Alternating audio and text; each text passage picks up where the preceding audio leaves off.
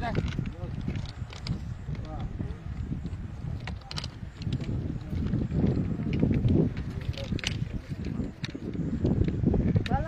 আলাইকুম।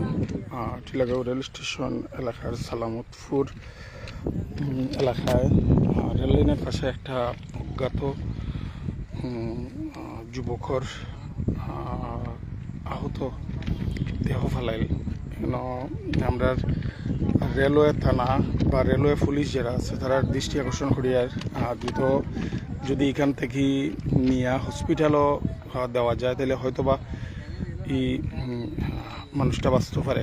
মানুষটা এখনও লড়াচড়া করে, কিন্তু আমরা সাধারণ পাবলিক হিসাবে আমরা তো আসলে হাত দেওয়ার কোনো এখতিয়ার নাই।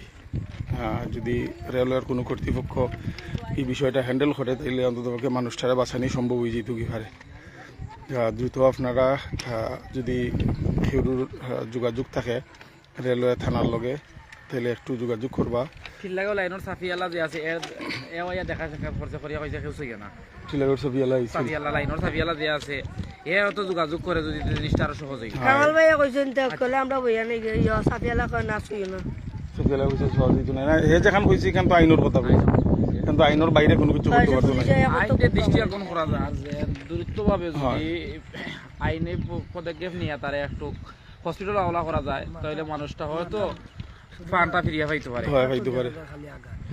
দেখা যায় আর লোকি মানুষটা এখনো লড়াচড়া করে, যদি কথা কইতে পারেন না, কিন্তু তার বিথে জান আছে যেন তার ফাতিয়ারে মারে, মানে লড়াচড়া করে। আসলে আমরা তো কেউর কোনো কিছু করার ক্ষমতা নাই, আমরা এখানে টাচ করতাম পারি না।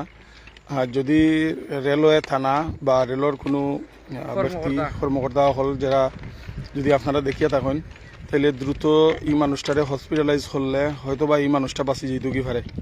টিলাগাঁও স্টেশন রোড রবিবাজার রোড থেকে সামান্য ভিতরে রবিবাজার যে রেল ক্রসিং যেটা আছে আমরা সালামতপুর রেল ক্রসিং থেকে 200 ফুটের মাথাত এখানে ও দেখা আপনারা দেখতে পাড্ডা টিলাগাঁও রবিবাজার সড়ক এটার ও যে পয়েন্ট আছে এই পয়েন্ট থেকে আমরা যেখানেও আছি এখানেও 200 ফুটের মতো জায়গা। হ্যাঁ, ও যে আপনারা দেখেন একটা সাইনবোর্ড, ও সাইনবোর্ড পর্যন্ত এমকা দিয়ে ওই যে একবারে কাছাকাছি সালামতপুর মসজিদ, ও দেখা যায় সালামতপুর মসজিদের সাইডে এখানে একবারে কাছাকাছি। মানুষটার এখান থেকে উদ্ধার করিয়া হসপিটালে নেওয়া খুবই জরুরি। আমি ত্রিপুল লাইনে ফোন দেওয়া যায় না।